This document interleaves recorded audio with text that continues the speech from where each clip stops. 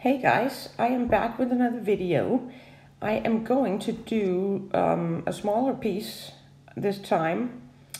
I sometimes struggle with the small pieces. I usually like a bit more space to work on. So this is small for me. If you're used to doing small pieces, you won't think this is small, but I struggle with the small pieces, but it is also challenging to do.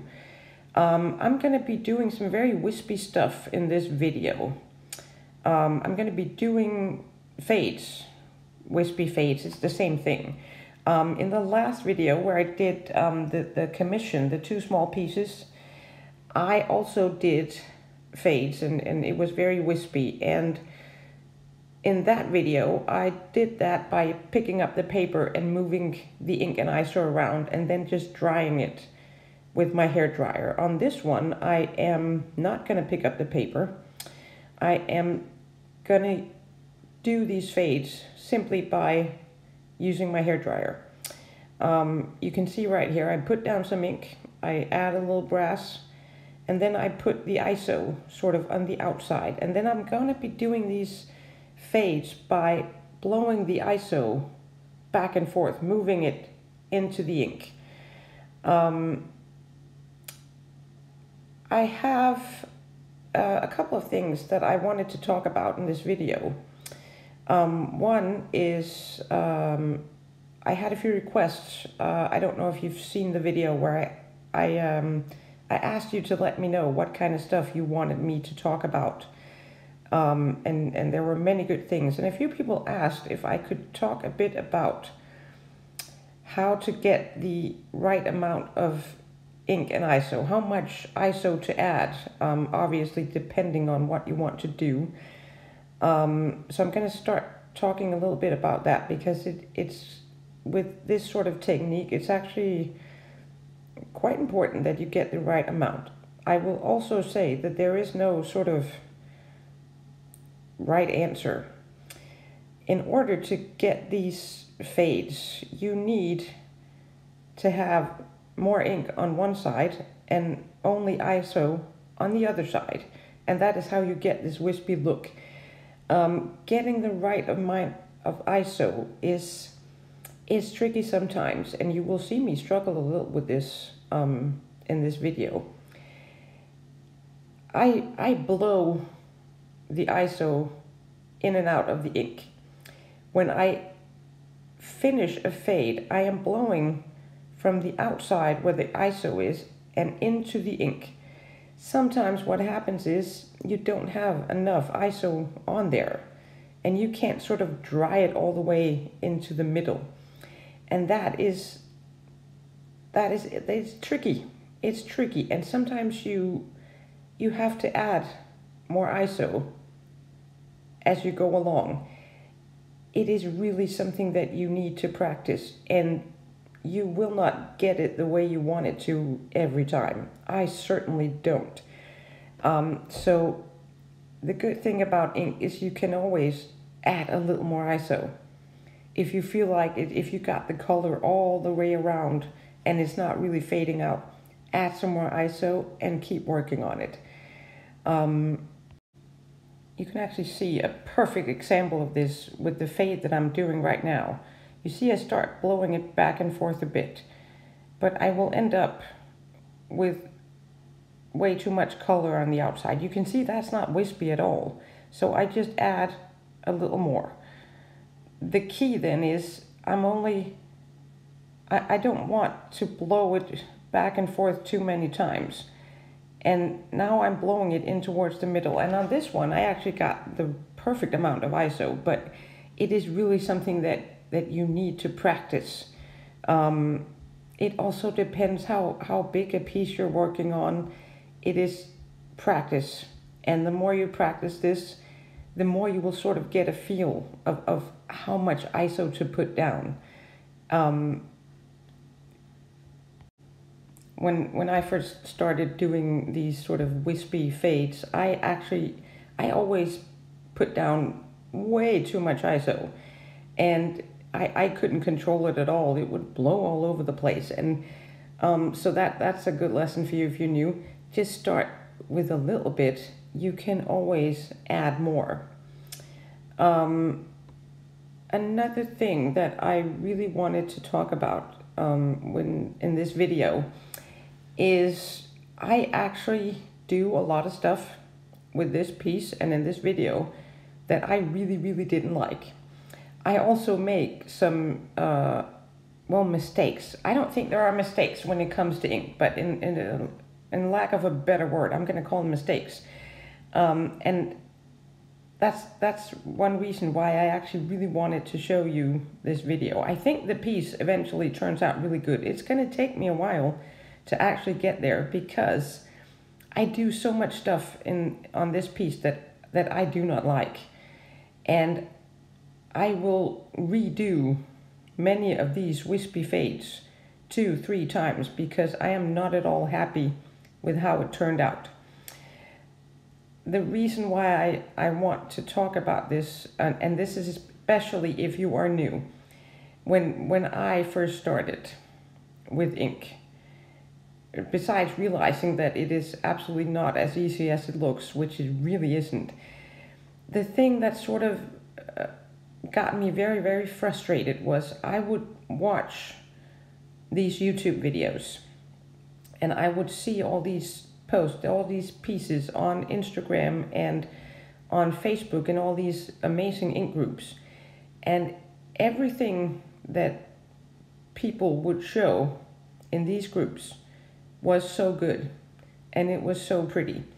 The YouTube videos that I saw, they were always sort of done to perfection. There were never any mistakes. It was all just really, really good. And here you can actually see me making one of those mistakes I was talking about. I just dropped a big chunk of brass where I didn't want it. So you can see me redoing this and messing it all up a few times before I get it right. So I'm just gonna let you watch that and I'll keep talking. Yeah, that's not good. But this is the whole point of what I was talking about right now. I'm confusing myself. I'm getting distracted. When I saw all these beautiful pieces and I saw all these videos with pieces sort of done to perfection, I got so discouraged because I thought most of the stuff that I do is not very good. I make mistakes all the time. It turns out ugly. I felt like I didn't know what I was doing and everyone else did. But I also realized at a certain point, the reason why you don't see other people mess up is because they don't want to show you, which I guess is quite understandable. When I post stuff on Instagram and Facebook, it's the stuff that I really like. That does not mean that I don't make ugly pieces, because I do all the time. I mess up all the time. I do pieces where I end up wiping it all off and starting over. But that is just what you do not see. You don't see all the ugly pieces, and that can really make you feel discouraged. You really, really shouldn't be. Everyone makes ugly pieces, no matter how experienced they are. This technique that I'm using in this video is actually something that I think I'm quite good at. I do this a lot, and I think I do okay. But with this piece, I messed it up so many times. I redo these fades so many times.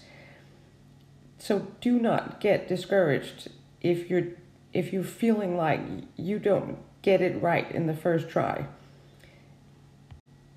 And that is the amazing thing with ink. You can always keep working on it. You can always wipe something off. You can always add more ink and more ISO and do something again. I think also one important thing to mention with this, when you're not quite satisfied with it and you feel like you messed it up, like I feel like I did quite a few fades on this that I did not like at all. You also have to keep in mind that everyone is always their own worst critic.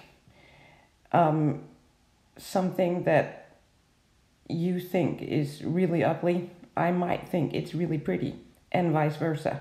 we don't always see the same thing. And when we do pieces, we tend to be more critical about our own stuff. That is why it's also a really good idea when you're working on something and you're not happy with it and you're getting a little annoyed and you don't think it's pretty, just leave it, walk away, come back the next day, and there's a good chance you will see it in a completely different way, and you might actually be happy with it. I mentioned this in another video. It's just a good idea. Leave it and look at it again later. Now here's me wiping stuff off like I was just talking about. I did not like the first couple of green wispy things that I did. They were not wispy enough for me. So wiping off some ink and doing them again.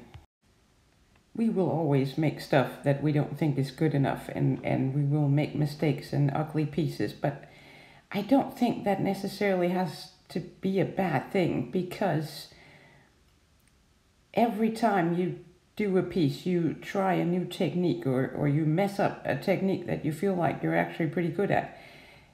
Every time you do something you don't like, I think you learn something. There's a learning experience every time, whether it turns out good or bad. And I think that's just a good thing. We don't have to do everything to perfection every time. When it comes to ink, the possibilities are sort of endless. And sometimes you will, even when you make something that's not as good as you wanted it to be, you will learn something. You might stumble across a new technique or a new style that you can then start learning. You can't control ink 100%, but you can always learn. And I think accepting that you can't control it 100%, it's a good thing. But don't be too upset if you make something that's not good. Look at it and figure out, why didn't it turn out the way I wanted it to be? You learn something. This is what I need to do instead the next time. It doesn't have to be a bad thing that you make something less good. And I think also this video is a good example of, I had so many people leave comments on my videos saying, you make it look so easy. Ink is never as easy as it looks. But so many people say that to me all the time. I mess up all the time too. It's not easy.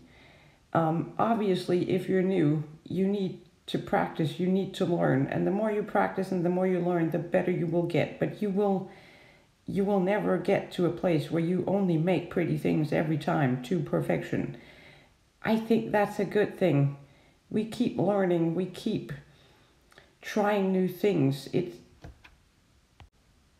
really what being creative is all about, I think. It's going through the motions, it's learning, experiencing.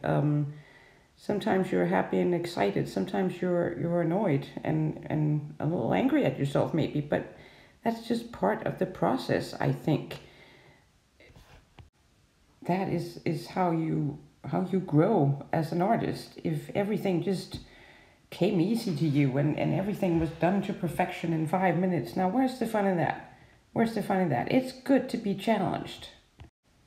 Being challenged means that you have an opportunity to keep learning, and you can always learn new stuff with ink. I think I'm getting sort of very philosophical now. I've been talking for too long.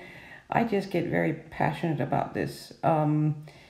Yes, I'm still working on that green spot. I think I was actually getting a little frustrated at this point, but Rome wasn't built in a day. I just keep working on it and wiping off a little more. It is almost done, actually. So I should probably wrap this up. I've been doing a lot of talking in this video. I think even though it took me a while to get there, I'm really happy with this piece. I'm really happy with the colors. I think they work really, really well together. What do you think about this? If you have questions, any thoughts, anything you'd like me to know, just leave a comment as always, and I will do my best to answer everyone. It's done now. I'm just gonna show you. There's a lot of brass on this and you can't really see it, so I'm just gonna show you right here. Oh, I love that brass. My favorite. Anyway, that was all for this video. Tiny little piece. I hope you didn't mind the talking too much. I might talk less next time. Thank you for watching.